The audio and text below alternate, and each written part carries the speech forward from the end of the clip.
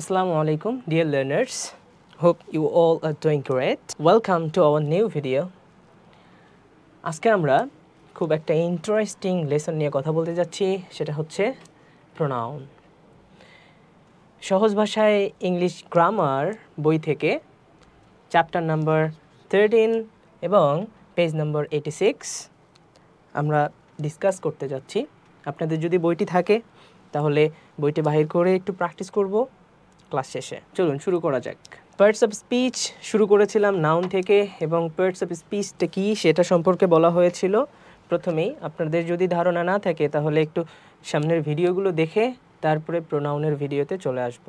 ওকে, so মূলত প্রোনাউনটা কি?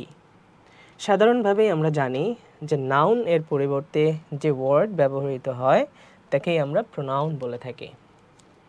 তো এখানে একটা কনভারসেশন দেয়া আছে, চলুন আমরা কনভারসেশনটা দেখে আসি এবং এখান থেকে এই প্রোনাউনগুলো চিনে আসি যে প্রোনাউন কোন জায়গাগুলোতে ব্যবহার করা হয়। শরীফুল জিজ্ঞেস করছে, আর ইউ আবির? আবির বলছে ইয়েস আই অ্যাম। এই যে এখানে যে আই বলল, এটা কার পরিবর্তে ব্যবহার করা হয়েছে? আবিরের পরিবর্তে। সো আই এখানে একটা pronoun. Shariful, what is your mother doing? She is cooking now. তাহলে এই যে এখানে শি ব্যবহার করা হয়েছে, এটা একটা pronoun. Where is your father? He is at office. তাহলে এখানে হি ব্যবহার করা হয়েছে, এটা একটা প্রোনাউন। সো আমরা এতক্ষণে বুঝতে পারলাম যে নাউনের পরিবর্তে যেটা ব্যবহার করা হয় সেটাকেই আমরা প্রোনাউন বলে থাকি। চলুন ডেফিনেশন বা সংজ্ঞা, প্রোনাউনের সংজ্ঞাটা একটু দেখে আসি। যা বললাম, নাউনের পরিবর্তে যে ওয়ার্ড ব্যবহৃত হয় তাকে প্রোনাউন বলে।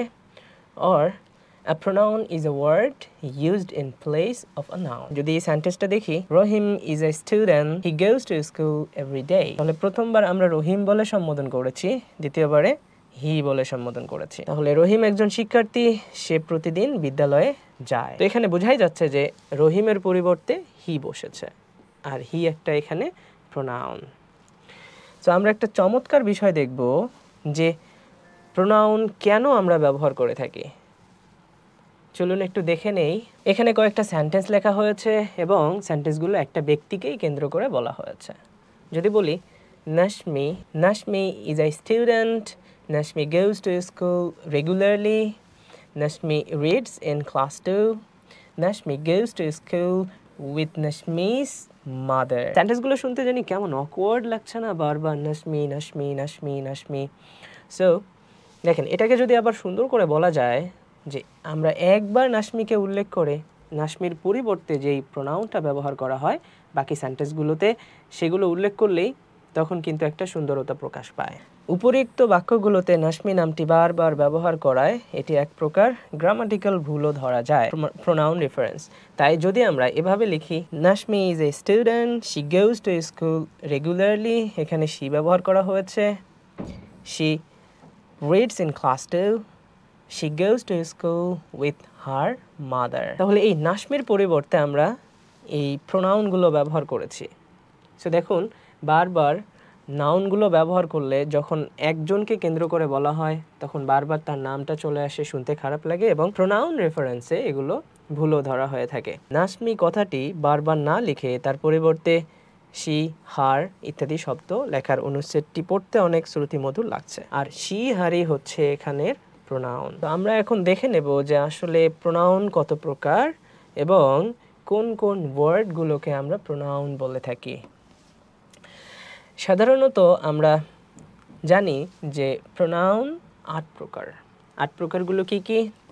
একটা হচ্ছে পার্সোনাল প্রোনাউন, 2 নম্বর হচ্ছে রিফ্লেক্সিভ প্রোনাউন অর ইম্পেরেটিভ, 3 নম্বর ডেমনস্ট্রেটিভ প্রোনাউন, 4 নম্বর ইনডেফিনিট প্রোনাউন, 5 নম্বর ইন্টারোগেটিভ প্রোনাউন, 6 নম্বর রিলেটিভ প্রোনাউন, 7 নম্বর হচ্ছে ডিস্ট্রিবিউটিভ প্রোনাউন এবং 8 নম্বর রেসিপ্রোকাল প্রোনাউন। তো এখন যেই ওয়ার্ডগুলো প্রোনাউন, সেই ওয়ার্ডগুলো আমরা দেখে নেব যে কোন ওয়ার্ডগুলো কোন প্রোনাউন হিসেবে ব্যবহৃত হয়ে থাকে। 1 নম্বরে আমরা বলেছিলাম পার্সোনাল প্রোনাউন। তো পার্সোনাল প্রোনাউনটা কি? যে প্রোনাউন কোনো পার্সন বা ব্যক্তির পরিবর্তে বসে তাকে আমরা পার্সোনাল প্রোনাউন বলে থাকি। পার্সোনাল প্রোনাউনগুলোকে আমরা আবার কয়েক ভাগে ভাগ করে থাকি, যেমন হচ্ছে nominative pronoun, objective pronoun, positive pronoun, অনেক সময় আমরা ওখানে দেখি ডাবল পজিটিভ। সো নমিনেটিভ কোনগুলো? আই, উই, ইউ, তার মানে সাবজেক্টিভ ফর্মগুলোকে আমরা নমিনেটিভ প্রোনাউন বলে থাকি। অবজেক্টিভ প্রোনাউন যেগুলো অবজেক্টের জায়গায় বসে এবং নাউনের পরিবর্তে বসে সেগুলোকে আমরা অবজেক্টিভ প্রোনাউন, যেমন হচ্ছে কি me, us, you, it, him, her, them. তারপর পজিটিভ প্রোনাউন যেমন my, mine, our, ours, yours, his, her ব্যবহার করে থাকি। চলুন 2 নম্বরে আমরা একটু রিফ্লেক্সিভ প্রোনাউনগুলো দেখে আসি। তাহলে বলা আছে পার্সোনাল প্রোনাউনের সঙ্গে সেলফ ইউজড অফ সিঙ্গুলারের ক্ষেত্রে আর সেলফস ইউজড অফ প্লুরালের ক্ষেত্রে যুক্ত হয়ে থাকে। এগুলোকেই আমরা রিফ্লেক্সিভ প্রোনাউন বলে থাকি, যেমন মাইসেলফ, ইয়োরসেলফ, আওয়ারসেলভস। এখানে মাইসেলফ একজন, সেজন্য ELF যুক্ত হয়েছে, আর আওয়ার এখানে অনেকজন, আওয়ারসেলফ বোঝাতে ELVES ব্যবহার করা হয়েছে। এগুলোকেই আমরা রিফ্লেক্সিভ প্রোনাউন বলে থাকি। 3 নম্বরে হচ্ছে ডেমনস্ট্রেটিভ প্রোনাউন। প্রোনাউন নাউনকে বিশেষভাবে নির্দেশ করে তাকে আমরা কি বলে থাকি? ডেমনস্ট্রেটিভ প্রোনাউন বলে থাকি। This, that, this, those, so, such, the, same. এই ওয়ার্ডগুলোকে আমরা প্রোনাউন বলি, কিন্তু এগুলোর নাম হচ্ছে ডেমনস্ট্রেটিভ প্রোনাউন। 4 নম্বরে হচ্ছে ইনডেফিনিট প্রোনাউন। এই প্রোনাউন কোনো নির্দিষ্ট ব্যক্তি বা বস্তুকে বোঝায়। যেমন এই ওয়ার্ডগুলো আপনি জেনেই থাকবেন: any, one, anyone, some, someone, no, no one, nobody, somebody, then anybody, many, everyone, all, few, several, none, anything, nothing, everything, they, other, another. So এই ওয়ার্ডগুলোকেই আমরা ইনডেফিনিট প্রোনাউন বলে থাকি। 5 নম্বরে হচ্ছে ইন্টারোগেটিভ প্রোনাউন। এই প্রোনাউনগুলো প্রশ্ন করার ক্ষেত্রে ব্যবহৃত হয়ে থাকে, যেগুলো হচ্ছে WH word, who, what, which, whom, etcetera. এগুলো দিয়ে আমরা কোশ্চেন করে থাকি বিধায় এগুলোকে ইন্টারোগেটিভ প্রোনাউন বলা হয়ে থাকে। 6 নম্বরে রিলেটিভ প্রোনাউন। এই প্রোনাউন দুটি বাক্যের মধ্যে যোগসূত্র তৈরি করে, মানে দুটো বাক্যের মাঝে বসে দুটো বাক্যকে যুক্ত করে। সো এই ওয়ার্ডগুলোকে আমরা রিলেটিভ প্রোনাউন বলে থাকি, যেমন that, as, whoever, whatever, whichever, who, what, which, whom, whose. 7 নম্বরে ডিস্ট্রিবিউটিভ প্রোনাউন। এই জাতীয় প্রোনাউন দুই বা ততোধিক ব্যক্তি বা বস্তুর মধ্যে প্রত্যেকেই পৃথকভাবে প্রকাশ করে, যেমন ইচ মানে হচ্ছে প্রত্যেকেই, neither, either, every, any, one. এই ওয়ার্ডগুলোকে আমরা প্রোনাউন বলি বটে, কিন্তু এগুলোকে আমরা ডিস্ট্রিবিউটিভ প্রোনাউন বলে থাকি। এবং 8 নম্বরে আছে রেসিপ্রোকাল প্রোনাউন। রেসিপ্রোকাল প্রোনাউনটা কি?